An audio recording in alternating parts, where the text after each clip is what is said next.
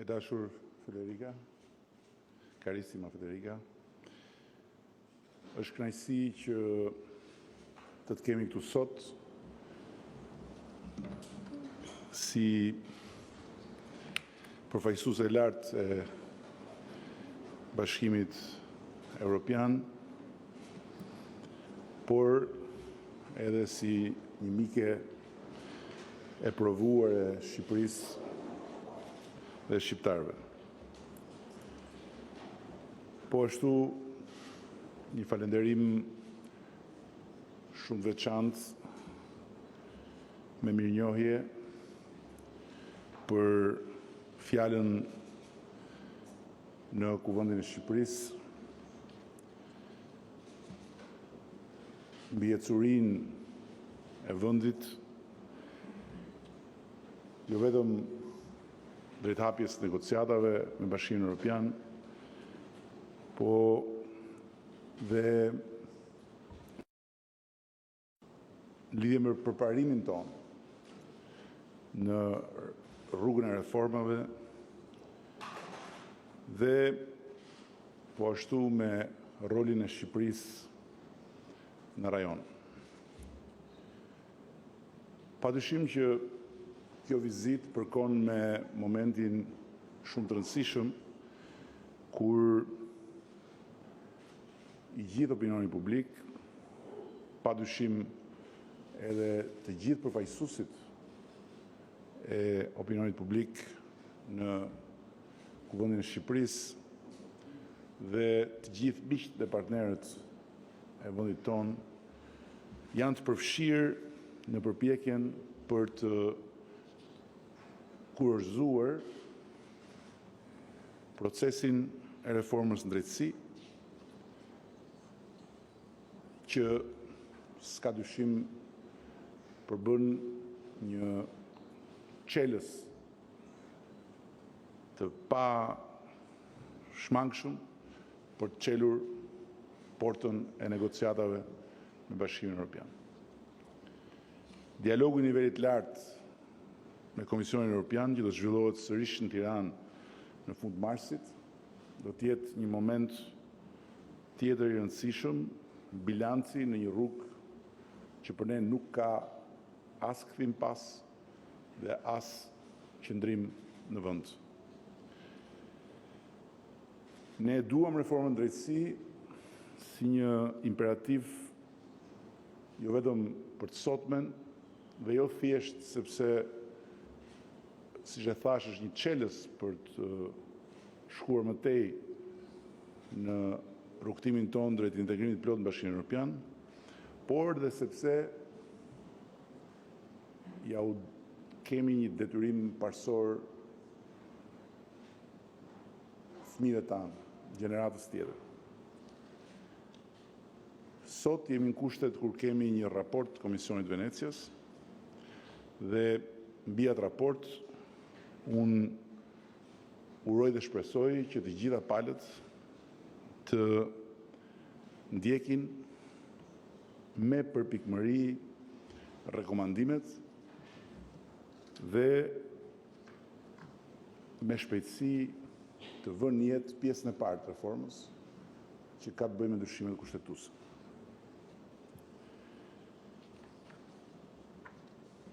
Nuk dua të flas më gjatë për këtë pjesë, sepse gjërat janë të thëna, janë të stërthëna, janë të stërthëna, tani është momenti për t'i bërë.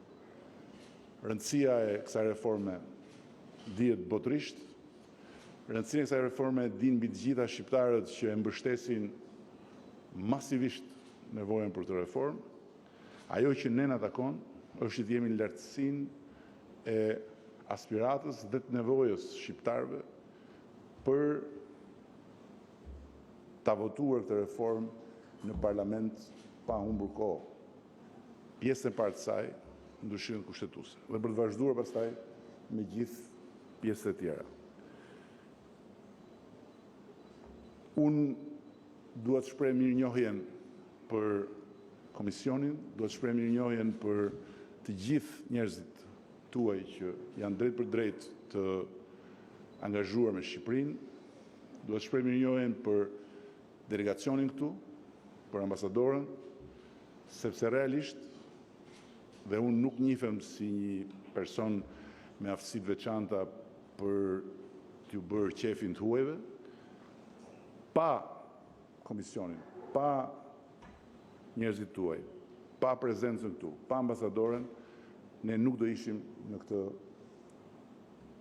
fazë dhe nuk do ishim kaq pranë kurorëzimit të kësaj reforme. Dhe duhet ju siguroj që nga ana jonë do të vazhdojmë të bëjmë gjithçka në takon, edhe në raport me 5 prioritetet, edhe në raport me të gjithë atë hapësirë tjetër reformash që nuk është brenda 5 prioriteteve, por që përcakton fizionominë e Shqipërisë europiane që duam ndërtojmë. Një Shqipëri me shtet, një Shqipëri me ligjshmëri, një Shqipëri me konkurrencë të lirë dhe të ndershme, e një Shqipëri me institucione që funksionojnë dhe ku të gjithë illushtrohen po njësoj ligjit. Natyrisht që sfidat nuk janë vetëm të brendshme, janë të lidhura edhe me curinë e ngjarjeve dhe të procesit të bashkëpunimit rajonal, janë të lidhura edhe me mënyrën se si bashkarisht me të tjerët ne do të përballojmë dhe krizën e rëndë të refugjatëve. Shqipëria është një vend i vogël, por asnjëherë nuk i ka bërë bisht përgjegjësisë vet në çdo sfidë të përbashkët me partnerët tanë, qoftë në NATO, qoftë në Bashkimin Evropian. Ne i jemi besnik vlerave dhe parimeve të Europës që ndërruan ata të cilët na lanë trashëgim projektin e Bashkimit Evropian dhe pas më të vogël dyshim mbetemi të gatshëm të marrim pjesën tonë përgjegjësisë edhe në këtë sfidë, por nga ana tjetër jemi të vetëdijshëm që s'kemi as fuqinë dhe lavdi Zotit s'kemi as delirin që mund të shpëtojmë Europën dhe të shpëtojmë botën të vetëm. Nuk do të hapim kufit dhe nuk do të ngrëmë mure. Jemi të gatshëm të bashkëpunojmë dhe jemi të gatshëm të marrim pjesën tonë përgjegjësisë brenda një plani të përbashkët evropian. Vendime unilaterale të vendeve të tjera janë pa lidhje me atë çka na takon të bëjmë të gjithë së bashku dhe nga ana tjetër nuk mund të jenë në asnjë formë dhe në asnjë mënyrë imponim për ne. Kjo është një sfidë europiane, nuk është sfida e Greqisë, nuk është sfida e Italisë, nuk mund të jetë, se s'ka si të jetë sfida e Ballkanit dhe aq më pak pastaj e Shqipërisë, kjo është sfida e Bashkimit Evropian. Dhe brenda këtij Bashkimi Evropian jemi dhe ne që për momentin jemi e pa b, domethënë si jemi BE, po jemi e, se jemi Evropian. Edhe pse duhet ta them që është impresionuese se si megjithse se kemi akoma të bën përpara, jemi sjell të gjithë në këtë rajon si qytetar evropian të dorës parë, ndërkohë që të tjerë që kanë atë bën përpara janë sjell si kategoria B në raport me vlerat dhe me parimet e Bashkimit Evropian. Faleminderit shumë edhe një herë. Ne jemi këtu të gatshëm ta pranojmë të gjithë shprehjen e afeksionit që nuk na e kurseve sot dhe të gatshëm të japim gjithçka kemi për të ta kthyer si afeksion për atë që je dhe atë që përfaqëson. Për Federica Mogherinin dhe për Bashkimin Evropian, siç ne e duam dhe siç fatmirësisht e përfaqëson dhe mishëron në mënyrën më besnike. Shpresojmë që ky Bashkim Evropian të triumfojë dhe ne të bëhemi pjesë e tij një orë më parë, sepse përshtypja ime shumë modeste është që e meritojmë. Dhe meritojmë të hapim negociatat, meritojmë të bëhemi sa më shpejt antar dhe jeni sigurt që duke u bërë antar do jemi një mbështetje e fortë për Europën e ëndrave dhe shpresave kundër Europës frikës edhe të mureve. Grazie, Eddie. Thank you so much. First of all, because, as you said, in these difficult times for Europe, regardless if it's with the EU or without the EU, inside the Union, outside the Union, in Europe, these are not easy times for anyone. But being here today gives me a sense, first of all, of friendship, true one. Second, of gratitude for what you are doing and for what we are doing together. And third, gives me a sense of hope, which is not a word that we are used to use much in these difficult times. I believe that what is happening here, beyond the political tensions, beyond the party dynamics, if you take one step back and look it from, I don't see distance, but a little bit of distance, is huge and good and historic somehow. And this gives me happiness. This is not a word we use much in politics, but I have a sense of gratitude for this, because seeing it from outside of Albania, but with a sense of friendship and closeness to the country, I see how big it is what you're doing, how visionary it is, and how much the country is achieving. Not necessarily getting the full scope of it yet, but it's immense. And I thank you for that. And I think it is not by chance that only a few days ago you received this very similar message from John Kerry, and that the message that the European Union and the US are passing to Albania and to Albanian citizens is very similar. You are doing for your country something big and good. And sometimes it needs a deep breath, a lot of vision, a lot of determination, a lot of courage, a lot of patience and determination to move forward. But this is what leadership is. So it is my sense of gratitude for what you, as Albanians, as institutions, as a person, are building for your country and for Europe.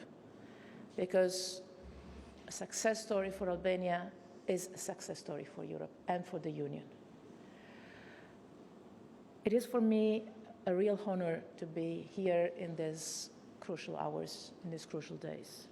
I've said what I had to say in Parliament, and this for me was an honor, to be able to address the Parliament on many different things, but also on the key element of the need to have a deep, comprehensive, historic reform of the judiciary, which is, I believe, but what counts most, the Albanians believe, is an absolute need for the country. I think it is quite unprecedented inside Albania and inside any of our countries, the amount of public support for such a deep reform. It doesn't happen often that a political leadership can count on such a huge, massive public opinion orientation when entering into this reform. And that is why my main message to the Parliament today is and has been do it. Not because it's Brussels asking, but it's because your people are asking for it. And the risk of disconnect between the institutions, the political arena, and our people everywhere in Europe is so big and so dangerous for the credibility of the institutions. And the steps you have taken in the last years are so big and good that you cannot simply risk to spoil this excellent path you have built with such determination and with such good results. So this comes also a little bit emotionally because of the friendship that I personally feel towards this country and its people. And that is not only a personal feeling, which is also important, but it is also something that, from an institutional point of view, the European Union feels. That the success of Albania is going to be the success of Europe. The E, without or with the U, hoping, actually being sure from my side, that at a certain moment we will have the E and the EU completely coinciding. I can tell you this is my personal engagement, this is the European Union institutional engagement with Albania to have this work and done. I believe for real that we must and we can open negotiations, and that we must and we can have the role of Albania fully inside the Union, so that it is not only part of Europe, but of the European Union. Let me spend a couple of words on something on which in Parliament I didn't underline enough, because my focus was mainly on the role of the Parliament in these days and the responsibility of the Parliament in these days. The role that your country is playing in the region and on the international level is excellent. This is really something that we know we can count on. And this is precious in these difficult times. I would like to personally thank Dietmar for a very precious coordination and cooperation we have on all what we call, with a very strange term, the alignment, which means basically that we agree on everything, is incredible, is 100%, which means that we are more than partners. We work together, hand in hand, as a NATO country, as a friend, as a partner. This is the proof that we are together already in what we do, in the region and in the world. The agreement we just signed on security of information with Dietmar, it's a symbol, I believe, of mutual trust we put in each other. And it's a symbol of the fact that our common work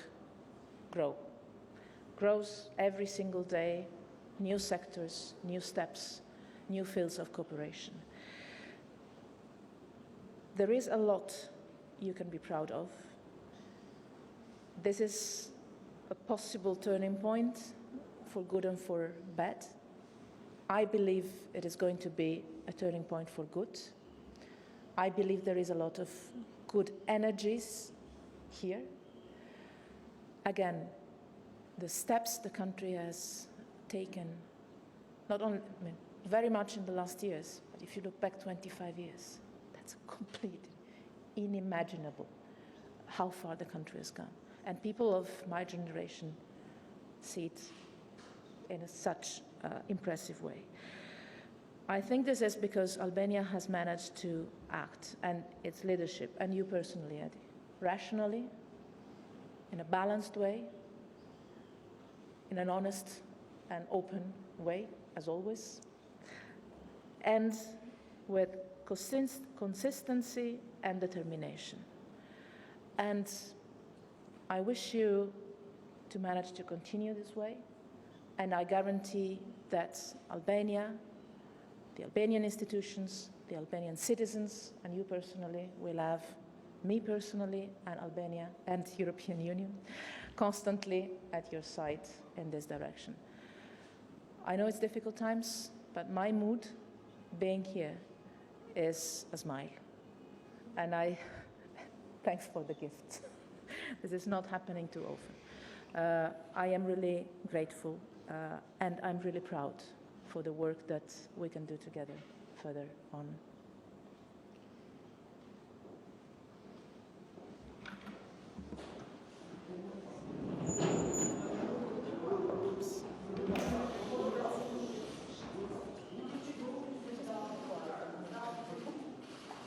Romana, they are telling you to sit down.